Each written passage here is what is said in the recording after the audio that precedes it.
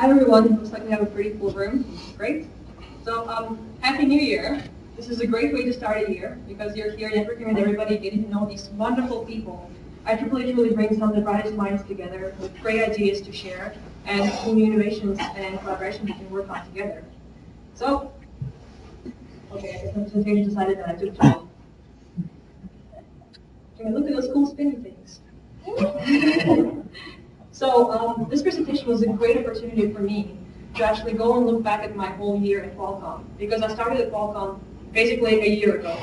On December 31st last year, well, I guess 2 years ago, I hopped on a plane from New York City with 2 cats and a boyfriend, and arrived in San Jose at 10 p.m., quickly dropping off the cats and rushing off somewhere to celebrate the new year, and kicked it off to a great start. So my name is Natalia. I usually go by Nat. Apparently, I'm one of the only 2 Natalias at Qualcomm, which is rare because at IBM there was a ton of them. And I work as a flight design verification engineer at Qualcomm at Theros. And today I will speak to you about what makes working at Qualcomm exciting for me. So here's a basic overview of what I'm going to cover today. First, I'm going to go through some background. And feel free to actually ask me questions anytime throughout the presentation. Just raise your hand or speak up. Then I'm going to talk to you about how I ended up at Qualcomm. Then what I actually do every day. And what were some of my career concerns coming into a new position, switching jobs. And what kind of solutions I found for that. And as well the social concerns. So we'll go over that. So here's some of my background. I went to a high school in Brooklyn Technical High School, and back then I was very interested in chemistry and biology. And the only reason I started considering engineering my senior year when I was applying for colleges was because of the first robotics competition. I was part of this team for all 4 years of my high school, and actually I was pretty pleased to find that they had this picture of me working on one of our robots hanging outside of our alumni office. So I thought it was pretty cool. And actually the first robotics kickoff is today for this year. So any of you who are mentoring that, it's a really great program to get engineers and females into engineering, getting kids into engineering. So after first robotics, I was really inspired to start considering majors like biomedical engineering and chemical engineering. And so I went to Columbia University with that intent in mind and planning to go into a PhD program right after school. And after going to a lecture about reverse engineering ad hoc given by a wonderful professor at Columbia, whose name is Dave Valancourt, I was inspired to go and take an Intro EE class. So after 1 semester, I was totally hooked. And so I graduated from Columbia with electrical engineering degree, bachelor's and master's in 2011 and 2012 respectively. And you can see a visual picture I took recently at Columbia. And I think something important that I want to mention is that while I was at Columbia, I was heavily involved with IEEE. IEEE is what really opened up the networking door for me. Because before I was going along and doing my studies and being part of certain clubs on campus. But Chris came along and she really got our chapter going and getting us connected more with the industry, engineering industry, because for some time we were connecting more to the financial industry. And now we're like all against it. And it really inspired me to start speaking more, volunteering more, and starting all these cool programs to inspire more engineers to do electrical engineering, computer engineering in Columbia, and getting more females involved as well. So after I graduated from Columbia, instead of going for a PhD, I went to work for IBM Systems Technology Group. There's a whole different story about that involves me working in clean room a lot. But I decided to try experiencing working, using the skills that I learned during my coursework, which was digital logic design, and I really wanted to work on the microprocessors at that time because I took a lot of computer architecture classes, and they were really fun for me. So I worked on the System Z and power processors for IBM. Has anybody heard of a mainframe? So that's basically what a System Z processor is embedded in. It's super powerful, very resilient, and it's basically what's used in large banks and ports, airports, airplanes, and hospital systems. I in particular worked on that RACE team, which is on-chip memory design and characterization team. And you can actually see one of our chips here. There's a memory control unit, and it's hooked up to the on-chip memory, so EDRAM SRAM, and my team in particular liked working with SRAM. And I worked on array built-in self-test, which is kind of like a microprocessor by itself, because it can write different patterns and test cases to the memory at the beginning of power of the processor of the machine. And if it finds there are certain errors, and there could be, because when you have large amounts of memory, there can be an error, something can be broken. It will actually find solutions and fix them on chip. So that was pretty fun for me. And I worked at IBM for about a year and a half, from June 2012 until December 2013. So at that time, I decided that it was about time for me to try to get into the communication systems and technologies that had to do more with mobile technologies. Because mainframes have been around for a while, and while my team was amazing and I was learning a lot, I wanted to really try to see what Silicon Valley was all about, get into this more technologically fueled field and area, and really experience. So I started applying to a bunch of different West Coast companies online, and that took weeks of resume and LinkedIn profile polishing, as you guys may be familiar with. And I really learned that companies definitely need better online application portals. I mean, every time you have to go and enter the information over and over again. So if any of you would like to work on that in the future, if you're computer science, or try to revolutionize the process, that would be amazing. You would make a lot of people happy. So what I learned as well was that the offers that I got really came from personal connections. So this is why networking is incredibly important. And everybody who's in this room right now, when you go home, make sure you go and watch the networking lecture that's going on in the print room right now. Because I'm sure you heard this hundreds and hundreds of times, but I cannot emphasize to you enough how important networking is. You will keep seeing people over and over again in the least expected places. And when you talk to somebody from a company in person, then you are actually faced, you have a personality. They know that you're not insane, that you're not making something up, and you actually do live up to that piece of paper that you submit online. And they get hundreds, thousands of pieces of papers online of candidates that could be qualified for the position. So it makes you stand out. And so the two offers that I got, one was actually through a conference, the Society of Women Engineers Conference in 2013. I was looking at several different companies there, and the company that actually made me an offer found my resume there and texted me to come over. And so they talked to me in person, and after that it was the whole process through different interviews and different people. But the initial connection was in person, and we talked quite a lot there. And then the second offer I got through a Columbia IEEE friend, because he passed my resume in at Qualcomm. He was working there, and he knew that the design verification team working on Wi-Fi chips was hiring. So he basically put my resume down on the manager's desk. The manager asked me to come over and talk to him for about 25 minutes. I liked the job, he liked me. So after that, I had like a full-blown interview with a bunch of grilling and lots of nervous studying all the different algorithms. But it was totally worth it, and it was cool for me. And I got to know the people there. So what was different and what made me decide between these two offers? Because they were both great. Well, when I was interviewing at Qualcomm, I actually got to talk to people there in person. I got to visit the site. I got to see what it's like to work there. And I knew exactly what I would be doing. They were like really telling me like what kind of cool things they were doing. And the other company, it was a great opportunity actually, like rotational engineer opportunity. So I would try 3 different things. But the big difference for me there was that I didn't actually go on site. And I talked to people on the phone only. So I really wanted to do something more with wireless technologies, as opposed to something a little bit more random, which was still cool, and it was developing internal tools. But I got a lot of internal tools at IBM, and having industry-grade tool experience is actually very beneficial to you, because then you can move easier between different companies. So keep that in mind whenever you're working with different companies. And finally, because I got to meet the people there, I knew that I could work with them. I knew that I would have a good time, that the manager was good, and he would listen to me, and he would help me advance. And that's why I chose to work with Qualcomm. And one thing that really pointed out that was a good fit for me later was in my first week at Qualcomm, I got a phone call. You see these random images on different slides. So this one is because I got a phone call from a recruiter trying to recruit me for a design verification position for Qualcomm. So that was a funny conversation with them.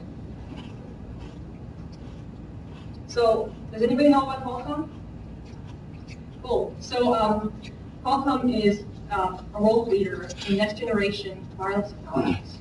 And for more than 29 years now, they have been really leading the evolution of wireless communications, connecting people closer to entertainment, information, and to each other. So do you guys know what kind of devices we work on that go in this field that help connect people together? We're making the chips that go into cell phones and your laptop. Right, several different types of chips. Yep. We make the Snapdragon chip, which is like pretty much ubiquitous in like all of your cell phones, Android cell phones. We bundle it nicely with LTE. And we also make the Wi-Fi chips. And we work on a lot of different initiatives in the future technologies, software-enabled solutions for the Internet of Things devices, and the Wi-Fi chips. So I work on that in Silicon Valley. We have over 190 locations worldwide. And that makes it pretty cool because I get to work with people from Germany, from China, and it's really quite cool to like get their perspective and be able to work with them. And of course, people from San Diego, which is where our headquarters are located. In Silicon Valley itself, we already have 8 locations, so you get to move around between different campuses there too. In San Diego, it's more centralized. It's a huge campus with choppers flying by because there's a military base nearby. And we have over 30,000 employees worldwide. So what do I do at Qualcomm? So as I mentioned, I work on the Wi-Fi chips. I work as a physical layer design verification engineer for the next generation Wi-Fi 802.11 technology. And so for those of you who are familiar with the OSI model, I am basically down here at the physical layer, where we receive frames from the MAC layer, which is media access control. And then we transfer those frames into signals and send them over the radio. And also on the receipt domain, we get the samples over the air and we send them back to the MAC layer. So as a design verification engineer, I have to design a test bench around this. So we kind of have to emulate it. And eventually it will be hooked up into the whole system of layers for verification on a larger scale. But we work closely with design engineers, and the design engineers usually work with particular units within the PHY layer. So like in inter-SMIT domain, you would have TXMD, the frequency domain, time domain components, the FFT, lots of algorithms all around. And so like all these little blocks are being done by different teams, but they might not know like how they all go together too well. So it's our job as design verification engineers to work with the designers on a larger scale to make sure that all the stuff has correct interfaces, that it works together, that we send the right feedback, and that the PHY actually works, that we just did something. So that's actually a huge milestone for us when we first get the first packet to pass. So we start by running basic sanity cases. So it's just like, does it work? Can we transmit? Can we receive? So it might not be like exactly right information that got transmitted, but you know, as long as it had every part of the frame, that's cool. And then we also implement golden models in System C to verify against HDL, which is hardware development language, and to make sure that on bit level, every block works, which for receive can be pretty tough. And after we finish debugging initial cases, then we try to test every possible scenarios for a wireless chip to work in. So like when you have multiple stations all in the same room, you know, many laptops all working next to each other, or different rates, different types of packets, different lengths, aggregate, non-aggregate, all kinds of stuff. It has to work. If you're going to put our name on it, it has to work in every case. You're going to say like, oh, you can only use it if you're alone in the room and you're like sitting right next to the modem. Okay, great. So that's pretty much what we go through. I can go into details if you'd like later. We work in small teams, and my team in particular is 6 people. They break us up based on which part we work on, we work at many different Wi-Fi chips, different technologies. So you can be you can have the same function but work on a different team on a different project. So 6 people on my team, and we are majority female. Yes? Qualcomm have teams competing against each other? No, not really. That would be evil. We usually hire by need, and we try because the Wi-Fi team came from Qualcomm, from Atheros. The policy there was stay lean and strong. So we try to not get bloated too much, and do things as are there needed. I think that's a pretty good policy. So somehow my team is majority female. We have 5 females and 1 dude, and then there's our manager. I'm not sure how this happened because our sister design verification teams are like the traditional 80-20 ratio at best, and then we got our team. So I think there's something there. And we see ourselves as scouts because of my manager's personality. We always try to embrace and adapt fresh, cutting-edge tools and methodologies.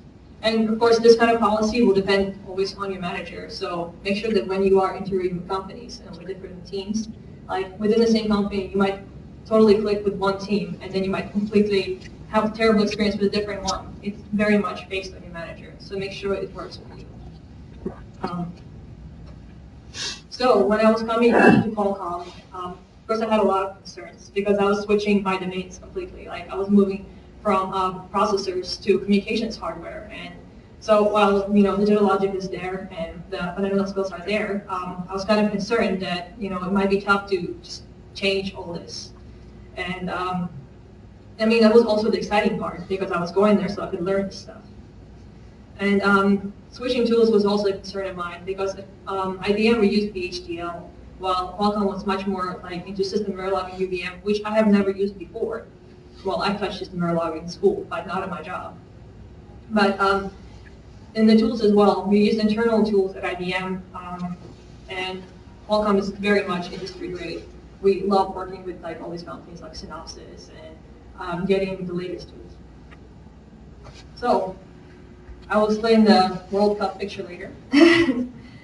The idea is take a deep breath and learn. Don't be scared. Life is about challenges. You're starting this new job because you made the decision that you want to learn something new, try something new in your life. So usually your fundamental classes will translate pretty well. Hardware description languages are, once you know one, you can transition to the other one, learn the syntax as you go along. And usually there's training that you can take so you can learn this stuff. And as you're writing code or you have somebody's old code that worked with some old hardware that you need to change to work with the new hardware, you will see the constructs and you will learn how to use it. Then scripting. I hope you do scripting in school because you don't want to repeat the same thing over and over again by hand. So no matter what you do, no matter where you work, no matter what type of engineering, scripting is going to be great for you. Like Perl, Python. Yes, I know people hate Perl, but it can be pretty useful sometimes. Yeah, and you will end up writing a lot of scripts no matter where you are. Because while you have system Verilog and UVM, you will want to have like ways to run things. And if you're going to have thousands of test cases to run, you're not going to write them by hand. And one thing I'm really grateful for Columbia is object-oriented programming. Our first language was Java, and that really got me familiar with that whole concept. And that's basically the main thing in system Verilog and UVM. Universal verification methodology is what we use. So, which tool do you use for system not system Verilog, system C? oh, like which code? I mean, it's just system C coding. We drive our system C mode. Oh, you like what we program in? Yeah. I usually have a Linux terminal. I get into it through the NX client and just run there. And then we have like command lines to run the whole code.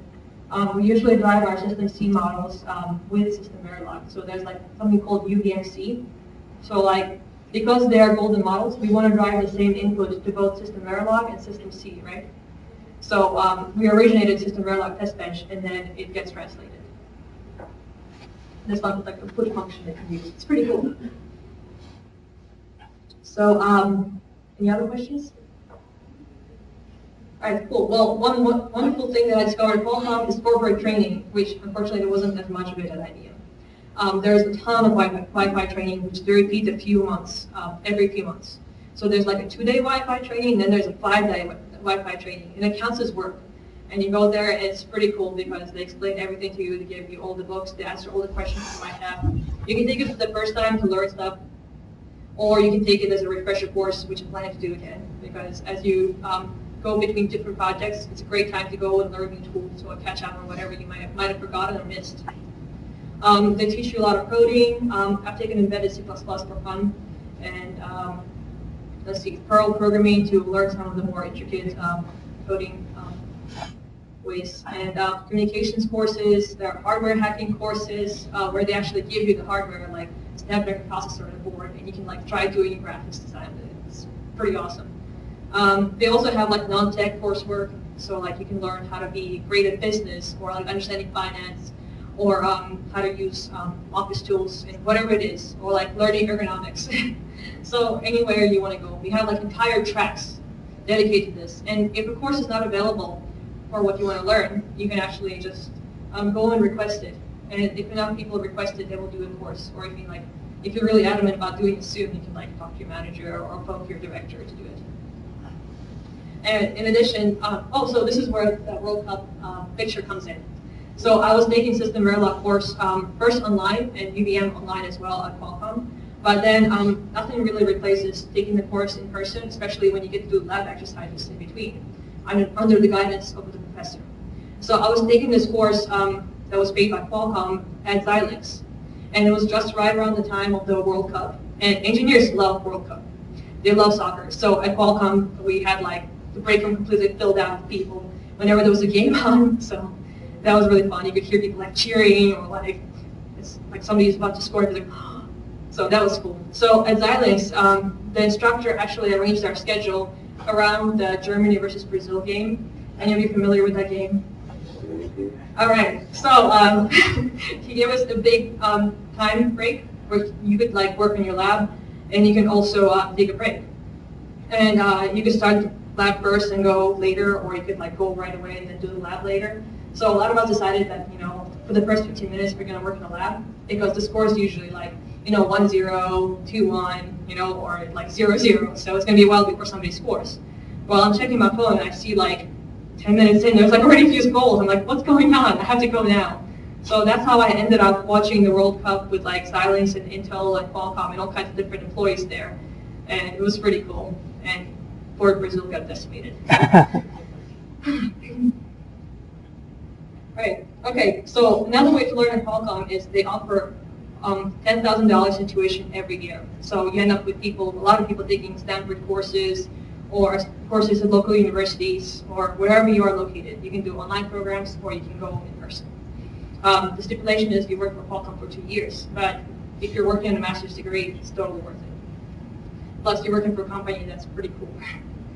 And of course, learn by doing. So you are there to learn and try things. Take on things that you don't know how to do and learn from documentation if there's any. There's not always documentation. Ask people questions, talk to them, and just pick up whatever you need to do. And it's at Qualcomm, I found that people ask each other stuff all the time. We're constantly teaching each other. And that's how you move forward and you actually build bonds with people too. So how about the social concerns?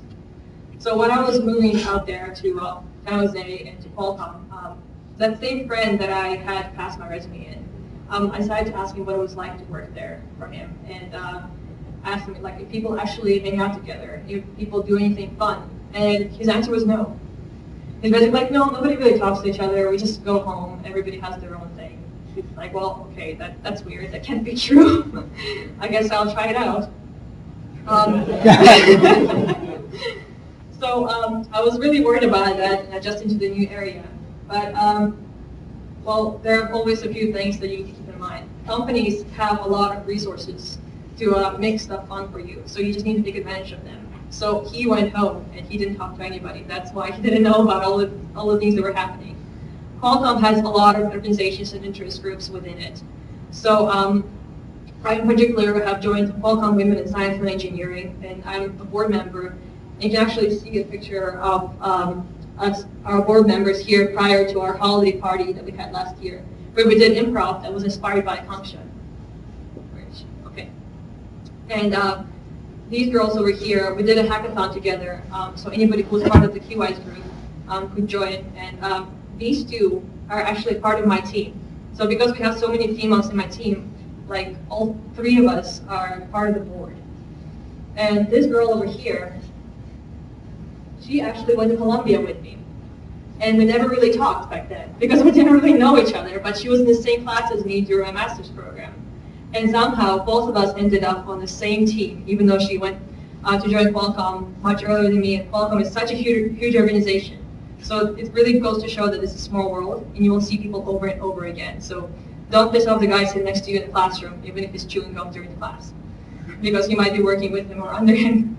I see something there. Cool. So we also have a thing called University of Qualcomm, or U2Q. You might notice this trend, we put a Q in everything. And it's supposed to stand for 0 and a 1, the way Qualcomm draws it, for communications.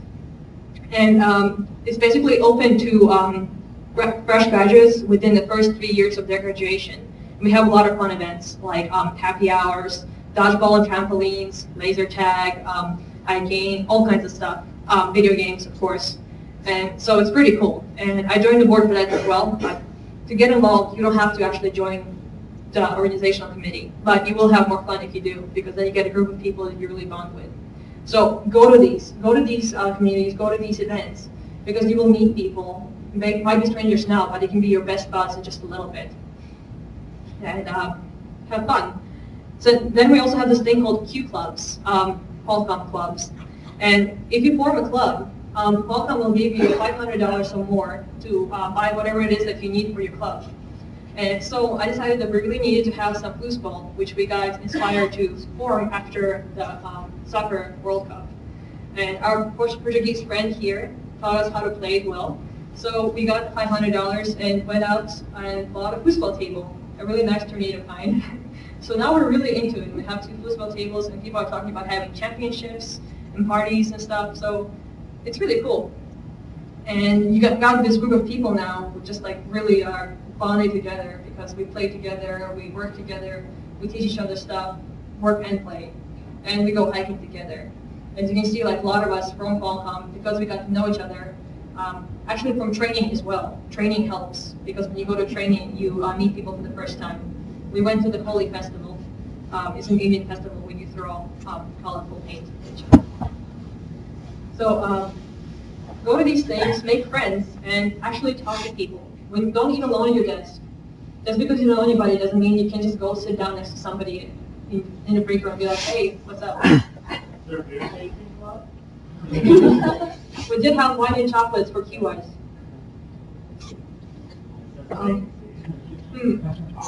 Oh yeah, like my bottom point still says down here, if it's missing, fill the gap. I might have to say this gastro club. So like more food tasting, the beer goes along with it. But U2Q throws a lot of things with the happy hours. The next one we're doing is actually going to be at a craft beer brewery. So I'm looking forward to that one. It's my favorite one. So talk to people. Talk to people at tables during lunch. Talk to people in the break room. You're making your tea, talk to somebody. Because if nobody talks to you, you're not going to find out new things. Majority of the hike suggestions I got in the Bay Area and all these wonderful new events came from talking to people during these little breaks and joining, going to Qualcomm events and even all hands meetings. So how about the area? Exploring the area. So a lot of suggestions came from people I work with, but also remember that you still have your friends that might be in the area. Especially it helps for Silicon Valley because a lot of your friends might end up going there as being engineers, and we have like a vast like swarms of companies around there. You can like go across the street and apply to a different company if you want to. And people have done that. Like there are stories with like our 2 buildings located next to another building, and like somebody went in. So reach out to your friends, invite people over. Like I would invite Akanksha over, and we would have fun in Japantown and stuff. Then there's always IEEE. They're all the organizations that are in the area. So join the IEEE chapter, society or affinity groups, and I just got involved with women in engineering for the first time in my life, and it's been fantastic. I got to volunteer as part of that with the Boy Scouts. They had a female component, like teaching kids all these different engineering concepts, but also putting on talks for professional women and men. And keep in mind, all of these groups, QI's Women Engineering Suite, they're open to men. So go to those, and you will learn a lot, actually. So you're supporting the cause. You're trying to promote women. And so as long as you're doing that, you can still enjoy all other parts. Career fairs at SWE, I know a lot of guy friends who got jobs there. So it's not just closed off to women. Yep. So I also joined Society of Women Engineers and found out that they're doing something on Pi Day. It's called Wildest Engineering. And it doesn't have a robotics component. So I'm definitely going to take charge of that. And so you can have a lot of fun with it. As you can see here, because of my IEEE involvement, I get to go to these fun lunches or dinners that Chris sometimes puts on whenever she is in the area. connecting all the people together so we can talk to each other, find out what's up, what's new, what we can do, and what kind of new projects and ideas we can come up with to make the world a more interesting place and to inspire more engineering. Of course, there are also meetups. You guys familiar with the Meetups website? Bay Area is really into that, and I'm sure many other places are as well. And it's all kinds of stuff. It's hiking, volunteering, brainstorming. There are meetups specifically just for coming up with startups. You can go exploring new trails that have not been made yet, and you can create stuff together, build stuff together, and also drink together if you want.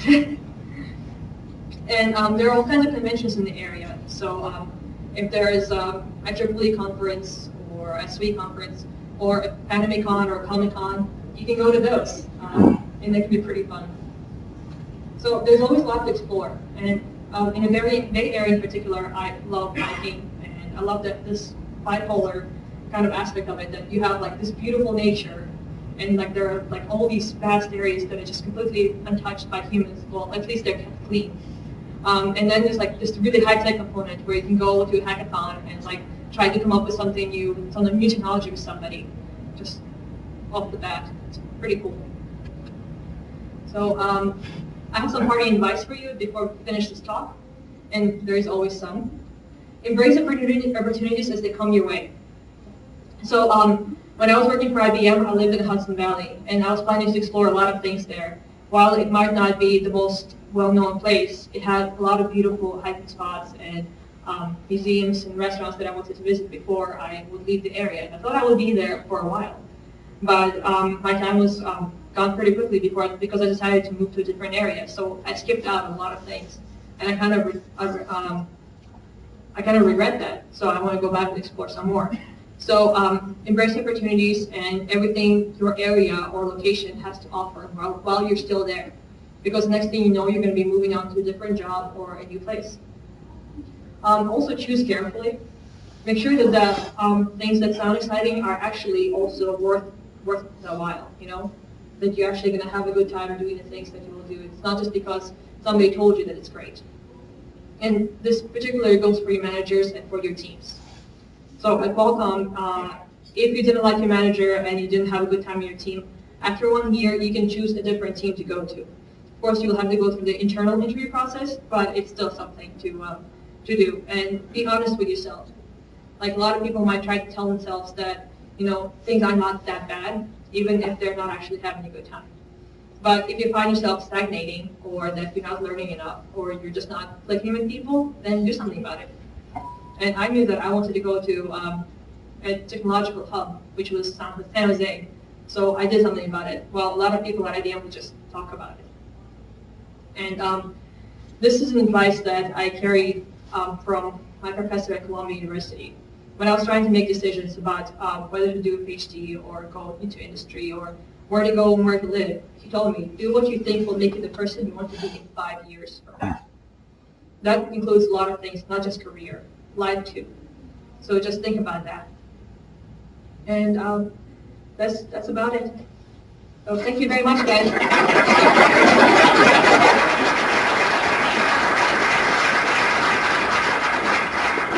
Questions, anybody? Yep. The University of Qualcomm event online, is it open to students as well, or is it just for employees? Oh, it's for employees for the first 3 years after graduation. Of course, if you know somebody. Yeah. Also, Qualcomm is very open for like giving students the opportunity to learn what we work on and what we do. And we have a lot of alumni from IEEE within Qualcomm.